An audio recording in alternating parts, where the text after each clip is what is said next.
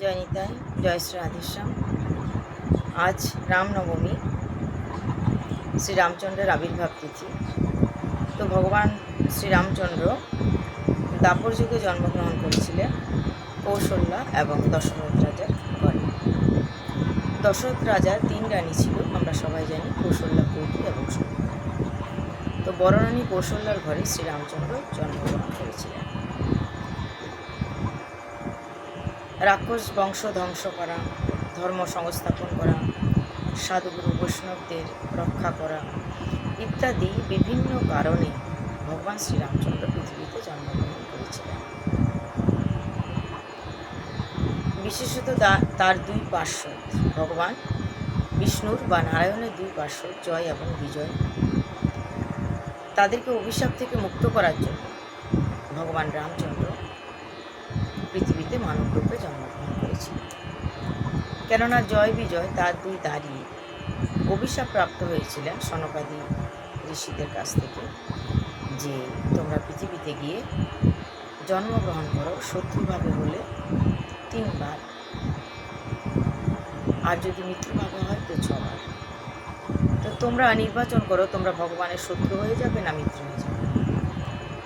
তারা বললেন যে প্রভু, ভগবানকে ছেড়ে দীর্ঘদিন থাকা আমাদের পক্ষে সম্ভব নয়, অতএব আমরা ভগবানের শত্রুভাবেই যাব 3 বার। তাই জয় আর বিজয় 3 বার মানব রূপে বা কখনো অসুর রূপে, তারা অসুর রূপে জন্মগ্রহণ করেছিলেন।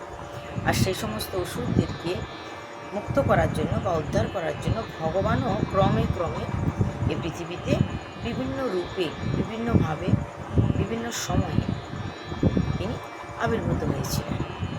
তো প্রথমত হিরণ্যাক্ষ এবং হিরণ্যকশিপু, এরা 2 জন জয় বিজয়, এরা জন্মগ্রহণ করেছিলেন কার গৃহে?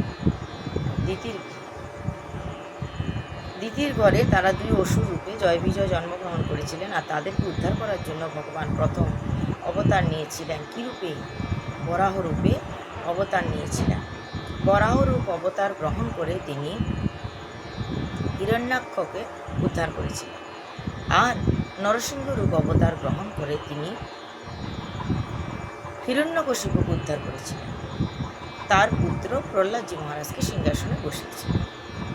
পরবর্তী সময়ে দ্বিতীয়বার জয় বিজয় যখন আবার পৃথিবীতে জন্ম নিলেন রাবণ আর কুম্ভকর্ণ রূপে, তখন তাদের 2 জনকে উদ্ধার করার জন্য ভগবান নর রূপে জন্মগ্রহণ করেছিলেন।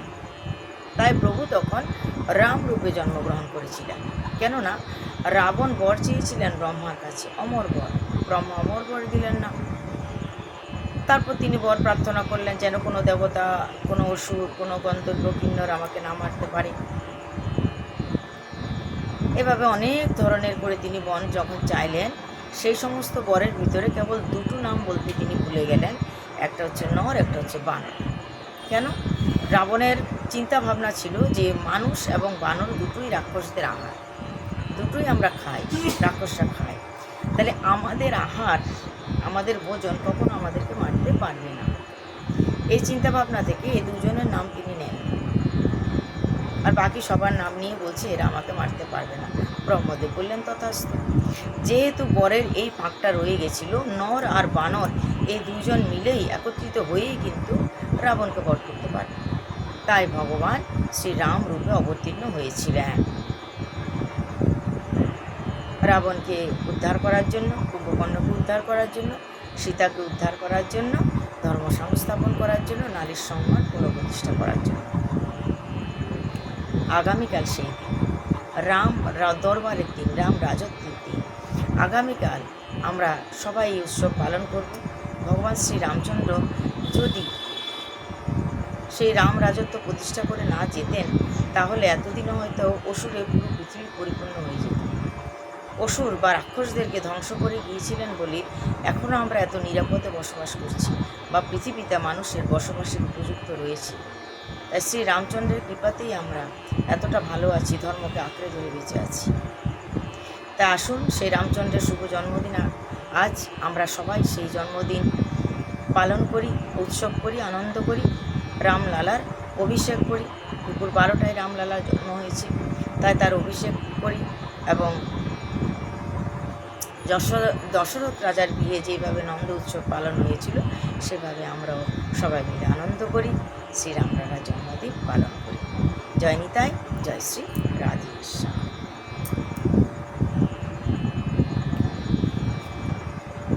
আগামীকাল যারা রামনবমীর ব্রত করবেন তারা একাদশী নিয়মেই ব্রত করবেন, বা যারা নির্জলা করবেন তো নির্জলাই করবেন। কিন্তু ব্রত থেকে সব থেকে যেটা গুরুত্বপূর্ণ কথা, ভজন সাধন করবেন, সুন্দরকাণ্ড পাঠ করার চেষ্টা করবেন, রাম মন্ত্র জপ করবেন, আর ভগবানের আরতি দর্শন, ভগবানের অভিষেক দর্শন ইত্যাদি তো করবেনই। পরের দিন ব্রত হচ্ছে, ব্রতের পরের দিন যে পারণের সময় হচ্ছে শনিবার, চৈত্র শুক্লা দশমী। দশমী আছে 8টা 46 মিনিট পর্যন্ত। অতএব আমরা পারণও করব 8টা 46 মিনিটের ভিতরে। 8টা 46 মিনিটের ভিতরে আমাদেরকে পারণ করে নিতে হবে, যেটা নিয়ম, কারণ সেই সময় পর্যন্তই দশমীটা আছে। তাই যারা ব্রত করবেন তারা অবশ্যই 8টা 46 মিনিটের ভিতরেও পালন করে নেবেন।